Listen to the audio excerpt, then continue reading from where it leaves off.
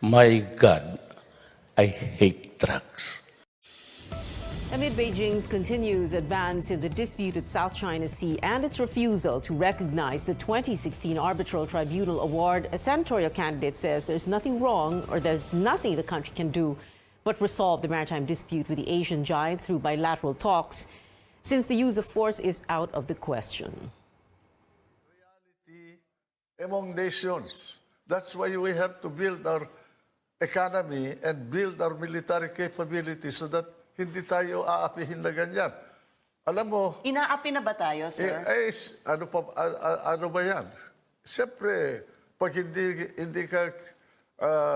hindi nila respeto yung karapatan mo, sa paningin mo ay may karapatan ka, anong gagawin mo?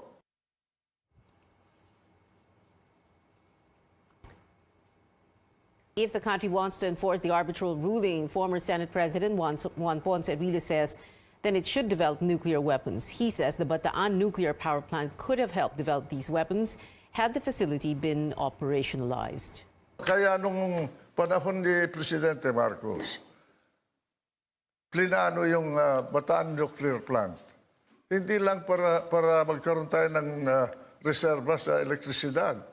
Plinano namin yon para magkaroon tayo ng nuclear weapon para hindi tayo inaapi ng maski sino. Kaya natin manindigan. Manindigan tayo ngayon. Anong gagamitin natin? Kuitis. Under the 1987 Constitution, the country has adopted a policy of freedom from nuclear weapons in its territory. Manila is also a party to the Treaty of the Non-Proliferation of Nuclear Weapons and the Southeast Asian Nuclear Weapon-Free Zone Treaty. Chinese vessels have not left the waters around Pag-asa Island despite President Duterte's order last week for them to leave. Presidential spokesman Sal Panelo says this was a strong statement of sovereignty that the president made, invoking the 2016 arbitral ruling favoring the country's claims over the West Philippine Sea. Our CU correspondent Ina Andalong tells us more. Good, Mr. Ambassador. Early on in his term, President Duterte said he will invoke the arbitral ruling in due time, sometime during his term. I will not use the judgment arbitral now, but I would one day sit in front of your representative or you, and then I will lay bare my position. The arbitral ruling favors the country's claims in the West Philippine Sea. President Duterte seems to be waiting for the right time to bring it up with China, perhaps find ways to enforce it. Now Malacanang is saying it is invoking the arbitral ruling. That's after former Foreign Affairs Secretary Albert Del Rosario said it may already be the right time to, quote, unshelve the ruling, with China moving into areas within the country's exclusive economic zone.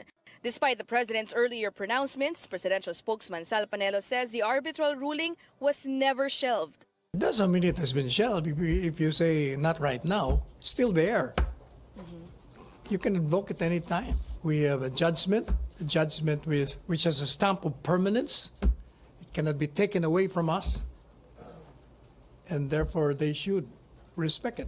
And when the president told China to lay off Pag-asa Island more than a week ago, Panelo says that was the president himself invoking the arbitral ruling. Lay off the Pag-asa because may mga sundalo ako dyan. When he said, do not touch our property, if you do any harm to our soldiers, we will respond in kind. That effectively has already made a very strong assertion of sovereignty. Malacanang hope to see China pull out its vessels from Pag-asa Island after the president's remarks. They have no business being there. But instead, the Chinese Foreign Ministry just stressed that the Spratly Islands, where Pag-asa is theirs, and that disputes with the Philippines should be settled through bilateral negotiations. It's not the response Malacanang hoped for, but Panelo says it's still welcome, saying the government can just raise the ruling during negotiations. Ang welcome yung negotiation. In other words, do sa negotiation, you can repeat your demand. Move away. Earlier, Malacanang called the arbitral ruling useless because it was unenforceable. Ironic how recent turn of events now forces it to use the ruling to call out China's latest moves. Ina Andalong, CNN Philippines.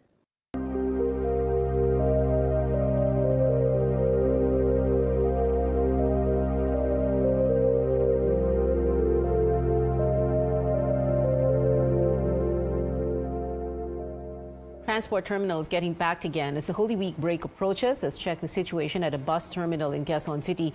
Chrissy Di Matulak joins us live from Cubao. Chrissy, describe to us what you're seeing there.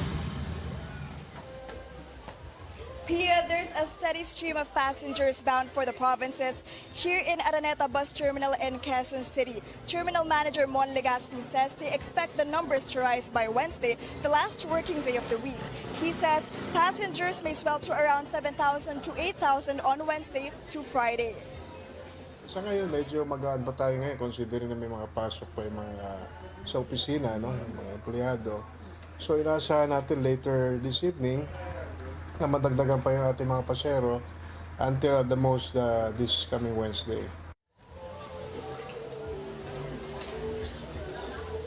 Security is tight here at the terminal with the management deploying 15 guards, while more than 45 police officers have been on patrol since Sunday.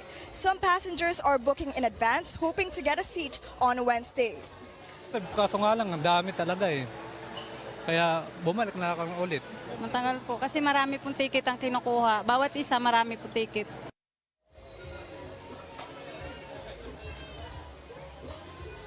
The terminal management advises chance passengers to come early to grab that possible available seat. Traffic around the terminal is moderate to heavy because of more buses deployed in light of the MRT3 shutdown. The MMDA has suspended the number coding beginning Wednesday, April 17th until Monday, April 22nd. Pia? Chrissy Di Matulak there reporting live. The Metro Rail Transit closed temporarily for annual maintenance. Unlike previous years, the shutdown this time will be longer, spanning 7 days, including 3 working days. We're only in the first day, but McCoy Popioco tells us hundreds of passengers already complaining of limited buses and heavy traffic. It's a manic Monday morning on EDSA. Hundreds of passengers stranded at MRT stations, waiting not for trains but for buses, as the MRT shuts down for maintenance work for 7 days. To provide mass transit, authorities deployed 140 buses with special permits. However, not all units were deployed in the morning. Passengers complain of waiting long for the few buses to arrive.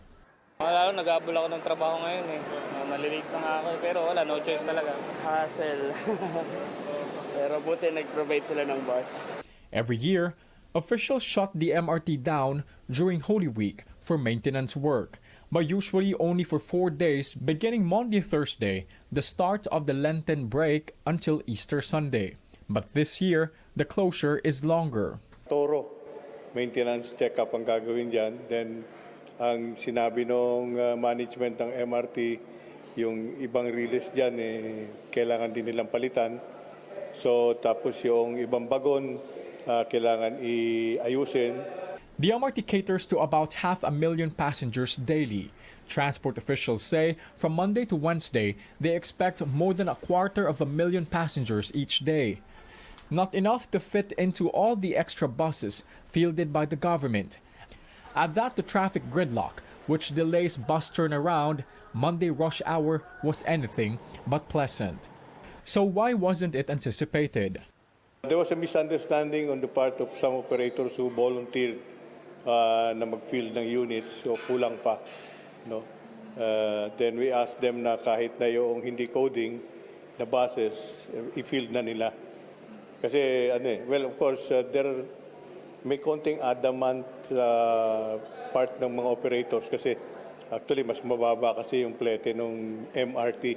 Transport officials plan to add 50 more buses Monday afternoon and another 50 Tuesday morning.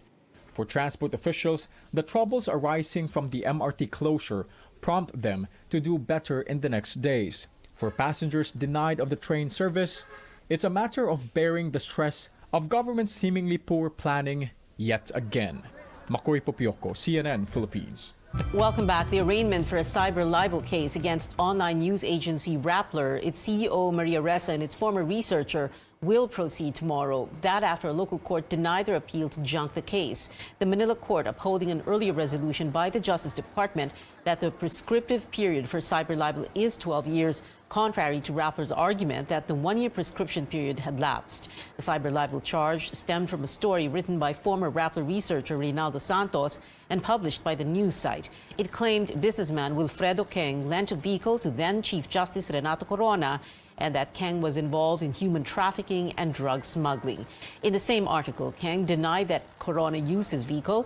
Ressa posted bail for the cyber libel case on February 13th.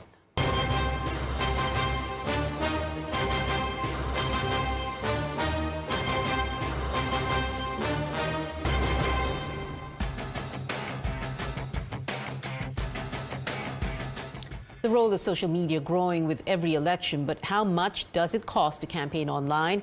And does it really make a difference for candidates? Carolyn Bonkin has this special report. Are you one of those glued to phones and computers scrolling through social media? Well then, you are a target this midterm elections. The product, political candidates, and they want your vote.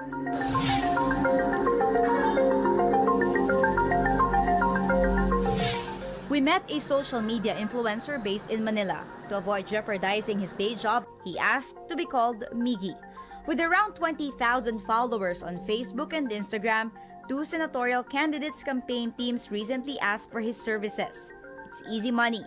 The rates is offered 500 to 1,000 pesos for stories expiring after 24 hours, 2,000 pesos for an Instagram post, and on Facebook, 10,000 pesos for every shareable content written according to the candidate's camp guidelines. Dapat parang ikaw mismo yung nagpo-promote na ganun yung pagkakakilala mo dun sa politician. Medyo nakaka-tempt siya.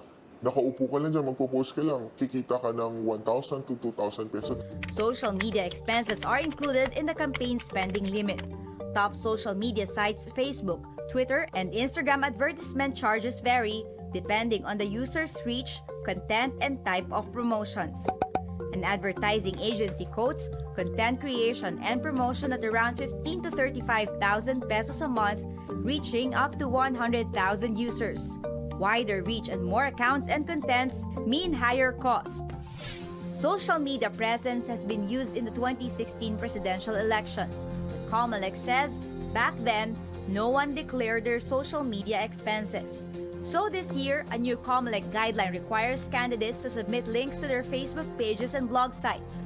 Comelec wants to know how much was spent on producing and promoting online campaign materials to make sure it's fair for those who cannot afford expensive campaign. So far, only 29 senatorial, 65 party lists, and 1,088 local candidates have complied.